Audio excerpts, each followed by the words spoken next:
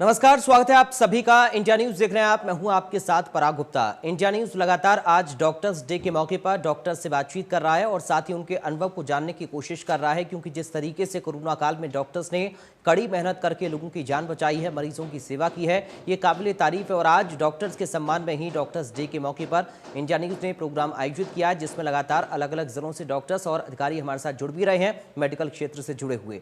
मेरे साथ दो खास मेहमान सीधा जुड़ गए हैं, आपका परिचय मैं करा दूं। हमारे साथ कैथल से उजाला सिग्नल सुपर स्पेशलिटी हॉस्पिटल से डायरेक्टर डॉक्टर जसजीत सिंह हैं। डॉक्टर जसजीत सिंह, आपका स्वागत है इंडिया न्यूज में। साथ ही फोर्टिस गुरुग्राम से इंटरनल मेडिसिन डायरेक्टर हैं हमारे साथ डॉक्टर अमिताभ पार्थी। डॉक्टर अमिताभ पार्थी, आपका भी स्वागत है सर इंडिया न्यूज में।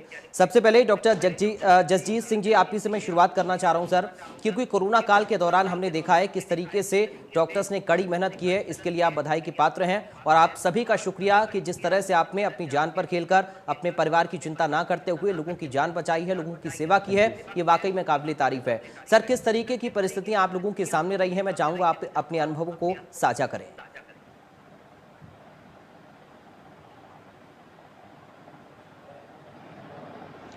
जैसे कि आप सबको पता है कि जब भी कोविड टाइम आया है, अभी सेकेंड वेव भी आई है जी, उसके अंदर जब भी इन सारी चीज़ों को मद्देनज़र रखते हुए ऐसा होता था कि पेशेंट हॉस्पिटल में आते थे, सबसे पहले उनकी प्रॉपर एक डायग्नोसिस करना कि ये नॉर्मल पेशेंट है या कोविड पेशेंट है, वो सबसे इम्पोर्टेंट सबसे बड़ा चैलेंज था, क्योंकि उसको एक क्वारंटाइन सेंटर में जाके हमें देखना होता था। जी, दूसरा सबसे मुश्किल काम था कि उसको एक अलग जगह पे ले जाके क्वारंटाइन फैसिलिटी में ले जाके उसको ट्रीट करना, क्योंकि परिजनों का सबसे ज़्यादा मेन उद्देश्य ये होता था कि हमें पेशेंट को देखना है, हमें बिल्कुल, मिलना है। तो उसका एक लाइव सेशन पेशेंट का 1 to 1 अपने अटेंडेंट से कराना, वो सबसे मुश्किल काम था। बाद में आने के बाद क्या हुआ कि एक ऑक्सीजन की फैसिलिटी हॉस्पिटल के अंदर एक कोविड पेशेंट को प्रोवाइड करने के लिए जो डिस्ट्रिक्ट एडमिनिस्ट्रेशन के साथ मिलकर एक हॉस्पिटल ने कंधे से कंधा जोड़ के उसको मैनेज करवाया, वो तीसरा सबसे मुश्किल काम था। उसके बाद जब पेशेंट डिस्चार्ज होके जा रहा था, उसके बाद उसको पोस्ट कोविड सिंड्रोम भी जैसे आने शुरू हो गए हैं, तो उनको भी मैनेज करना एक हॉस्पिटल की जिम्मेदारी भी है और एक मुश्किल का काम भी है कि उसको ट्रीट कैसे करना है, और न्यू बिल्कुल, बीमारी है उसको कैसे पेशेंट को इस सारी चीज़ों से बाहर लेके जाना, ये हॉस्पिटल की जिम्मेदारी होती है। ये सारी मुश्किलों का सामना करना पड़ता था। बिल्कुल।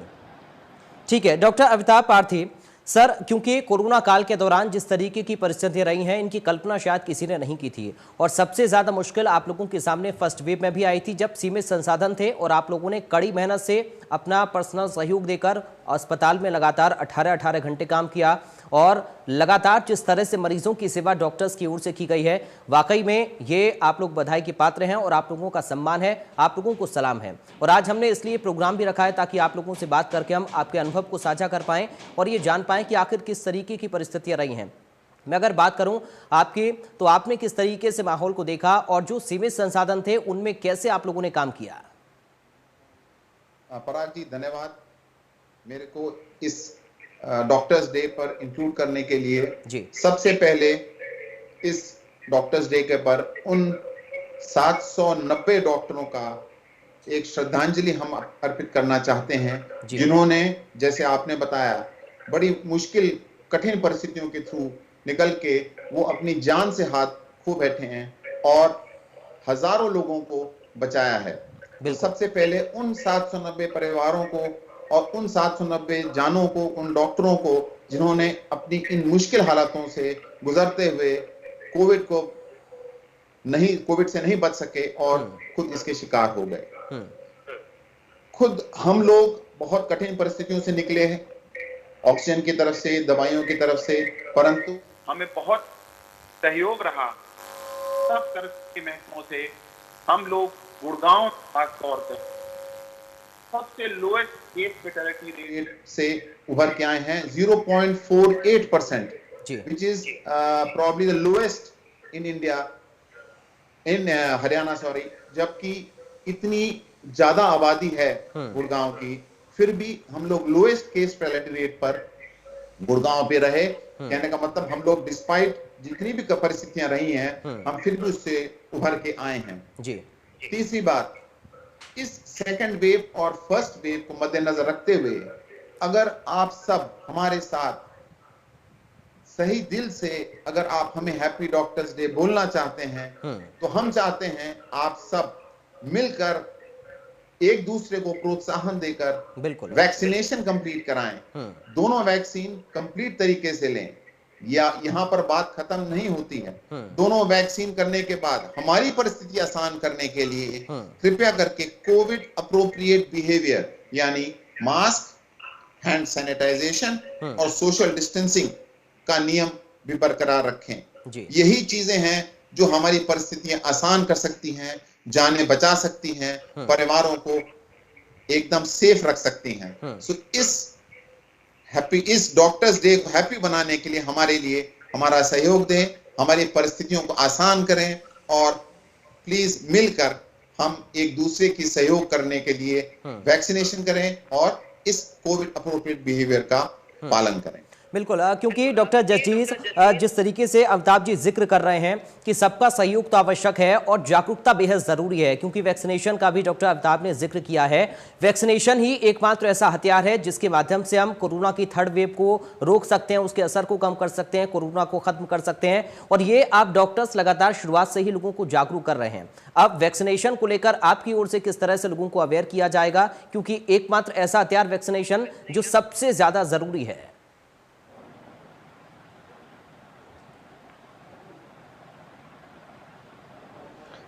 जैसे कि मतलब ऑल ओवर हरियाणा हमारे उजाला सिग्नस हॉस्पिटल 7 हॉस्पिटल्स हैं जी, तो हमने हर सेंटर के अंदर कोविड वैक्सीनेशन के ऊपर एक मुहिम स्टार्ट कर रखी है, जिसमें कि उनको लोगों को गाइड करना कि कैसे आपको वैक्सीनेशन लगानी है और कौन सी वैक्सीनेशन लगानी है और किस टाइम आके आपको किस शेड्यूल पे वैक्सीनेशन लगानी है, इसके ऊपर गाइड किया जा रहा है। प्लस प्री रजिस्ट्रेशन भी स्टार्ट की हुई है कि कोविन ऐप के ऊपर भी आप रजिस्टर करा के हमारे हॉस्पिटल में आके आप वैक्सीनेशन लगवा सकते हो जी। प्लस इसके साथ साथ गवर्नमेंट के साथ भी हमने डिस्ट्रिक्ट इसकी सारी मदद के साथ साथ हमने भी ये कोविड वैक्सीनेशन जो गवर्नमेंट की तरफ से प्रोवाइड की जा रही है उसके ऊपर साथ साथ में सहयोग करके सबको वैक्सीनेशन का जिम्मा उठाया है कि सबको लगानी है। ठीक है अमिताभ जी, मैं आपसे एक चीज समझना चाहूंगा सर, टीम मैनेजमेंट आपने कैसे अपने अस्पताल में किया, क्योंकि डॉक्टर्स के ऊपर कई तरह की जिम्मेदारियां भी रहती हैं, पारिवारिक जिम्मेदारियां हैं, अपने धर्म को निभाना है, यानी कि उनका जो काम है डॉक्टरी उनका पेशा, उसको बड़े ही जिम्मेदार तरीके से जिस तरह डॉक्टर्स ने निभाया, कैसे टीम मैनेजमेंट आप लोगों ने किया? डॉक्टर्स लगातार 18-18 घंटे काम करते रहे, अपने घर नहीं जाते थे, परिवार वालों से नहीं मिल पाते थे, तो इन परिस्थितियों में क्या कुछ चुनौतियां आप लोगों के सामने रहीं और कैसे उनको मैनेज किया गया? बहुत अच्छा सवाल है पराग जी।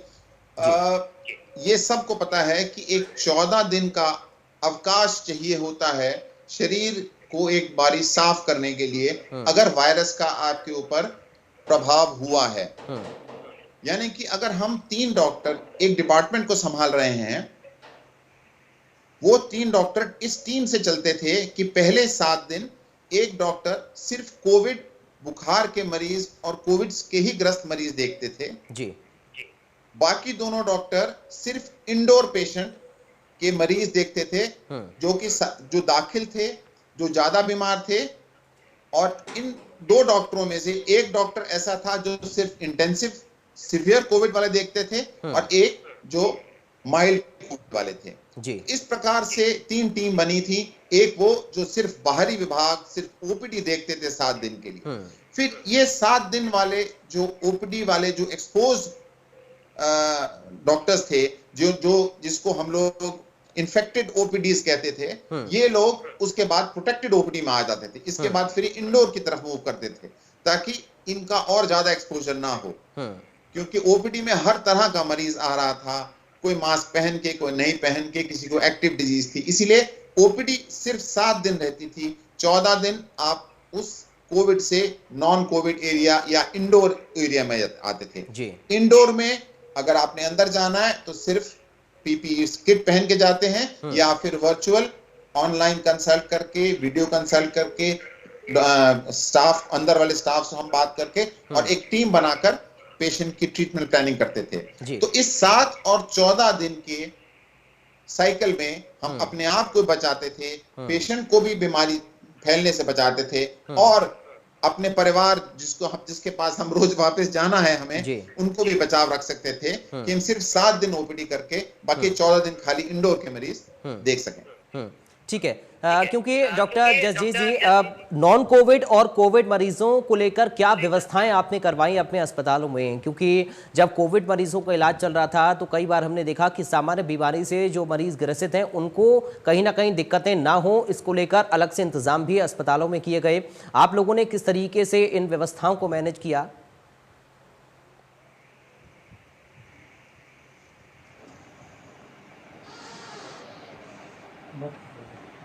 हेलो जसजीत जी, आप सुन पा रहे हैं सर मुझे?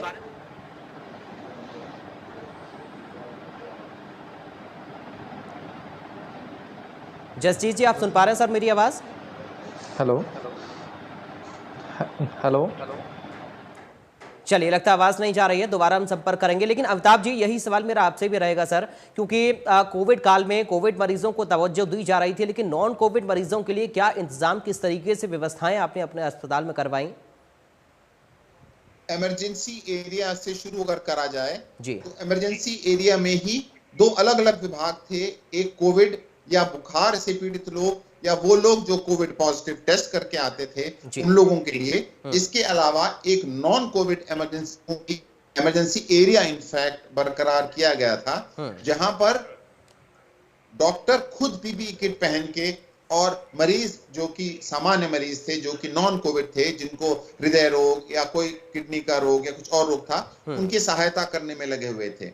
इसलिए दो डिफरेंट एरिया थे जी। इसके अलावा ताकि कोविड फैले ना, अगर किसी कोविड के पेशेंट की मूवमेंट होती थी, एक हम कहते थे ग्रीन जोन क्रिएट करी जाए। वो ग्रीन जोन क्रिएट करने के लिए फोन पे पहले इत्तला करी जाती थी कि ये मरीज कोविड का, अब एक रास्ता बना गया जहां से वो इमरजेंसी से सीटी स्कैन या एमआरआई या वहां करने जाता है। तो इस ग्रीन जोन में सारा स्टाफ और सारा जो भी पेशेंट थे, सब सिक्योरिटी वाले उस एरिया को खाली कर देते थे जी।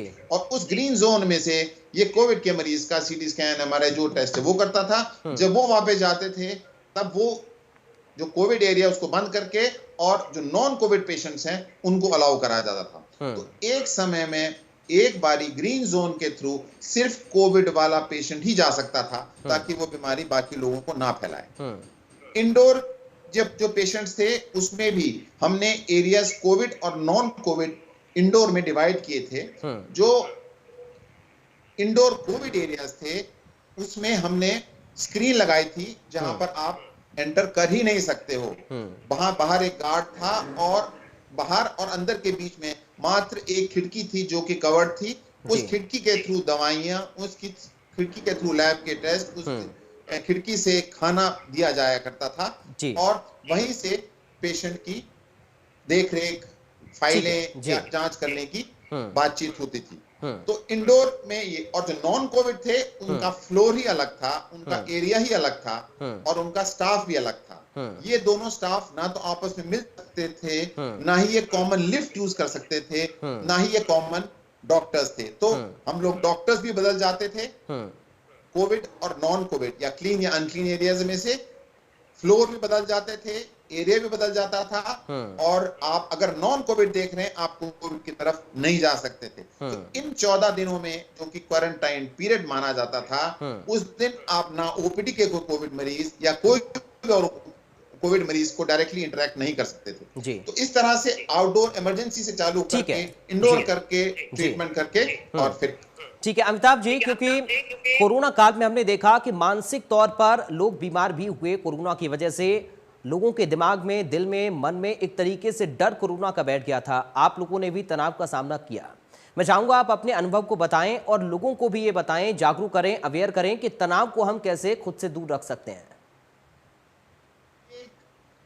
इसमें कई तरह की मानसिक दबाव आने वाली परिस्थितियां पैदा हो गई थी जी। सबसे पहले तो किसी भी व्यक्ति को ये बोला जाए कि आप बाहरी किसी आदमी से किसी चीज को बिना छुए आप एक कमरे में 14 दिन के लिए अकेले बंद रहिए, यही एक अकेला बहुत बड़ा दबाव का एक बहुत मानसिक मुश्किल कार्य था। उसके बाद में भय, इस भय का कि मैं ये बीमारी अपने बच्चों को, अपने बुजुर्गों को, अपने घर वालों को, किसी को मैं ना फैलाऊं। फिर उसके बाद डर ये रहता था कि मेरा जो कमाई का साधन है वो अब इन 14 दिन के लिए तो रुक ही गया है, आगे का हमें पता नहीं, जिस तरह से परिस्थिति आ रही है। घर के बाहर जाने की व्यवस्था बहुत मुश्किल है, घर के अंदर खाना भी लाना है, घर के अंदर कोई मदद करने भी नहीं आ सकता है। इन सब चीजों को देखते हुए मरीज हमारे पास पोस्ट कोविड काल में बहुत सारे लोग आए जो कि भयभीत थे, नींद की समस्या बहुत ज्यादा थी, भूख खत्म हो चुकी थी और ये लोग खुश रहने के लिए नींद भी नहीं अपनी पूरी कर सक रहे हैं। ये लोग अभी भी आ रहे हैं हमारे साथ। हम इसमें दो बातें बहुत जरूरी बोलेंगे। एक, जो कोविड पेशेंट के साथ जो आसपास रहने वाले लोग हैं, जो रिश्तेदार हैं, जो भाई बंधु दोस्त यार हैं, वो मनोबल बना के रखें इन लोगों का। खाने पीने को बोला जाए, वर्जिश एक्सरसाइज करी जाए, खाना पीना नॉर्मल करा जाए, ये मूवमेंट करें, बाहर निकलें, but with social distancing, with mask, with. ठीक है, जसजीत जी हमारे साथ जुड़ गए हैं। जसजीत जी, क्योंकि ये बहुत महत्वपूर्ण है कि डॉक्टर्स की सुरक्षा कैसे हो। डॉक्टर्स की भी तबीयत खराब हुई, कोरोना से संक्रमित हुए हमने देखा, और संसाधन भी हमारे पास सीमित थे और मरीजों की संख्या ज्यादा थी। तो कैसे इस मैनेजमेंट को किया गया? और साथ ही जब पीपी किट वाली तस्वीरें डॉक्टर्स की सामने आ रही थी कि घंटों घंटों पीपी किट में जब डॉक्टर रह रहे थे, तो गर्मी के सीजन में और ज्यादा दिक्कतें हो जाती हैं, दम घुटने लगता है। ऐसी परिस्थिति में संसाधन कम, मरीजों की संख्या ज्यादा, डॉक्टर्स बीमार पड़ रहे हैं तो डॉक्टर्स भी कम हैं, और पीपी किट पहनकर कम डॉक्टर्स को काम करना पड़ रहा है। तो कैसे इन व्यवस्थाओं को मैनेज आप लोगों ने किया?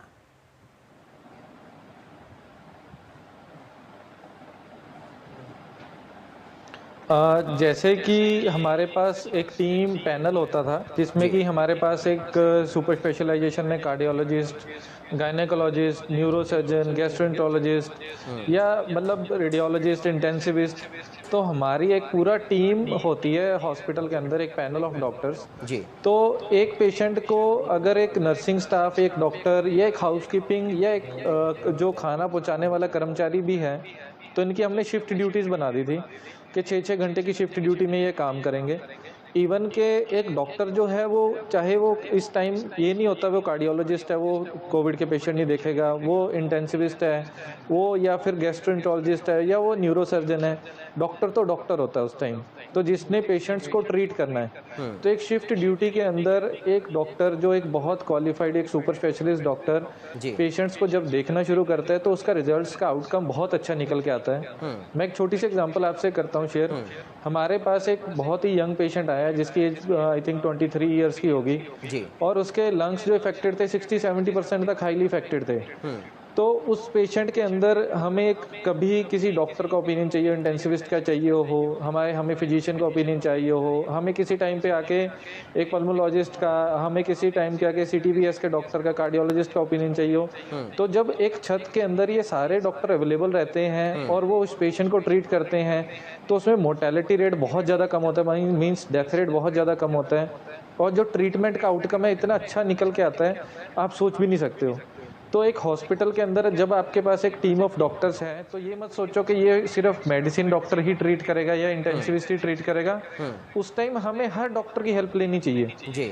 इवन के एक टाइम ये भी आया था, एक पेशेंट को हार्ट अटैक हो रखा था और वो कोविड पॉजिटिव था। उस सिचुएशन में अगर आपके पास अगर कार्डियोलॉजिस्ट फुल टाइम है जी, और वो उसको देखता है विद स्पेशल प्रिकॉशन, अगर उसकी स्टंटिंग होती है तो हम लाइफ सेव कर पाते हैं।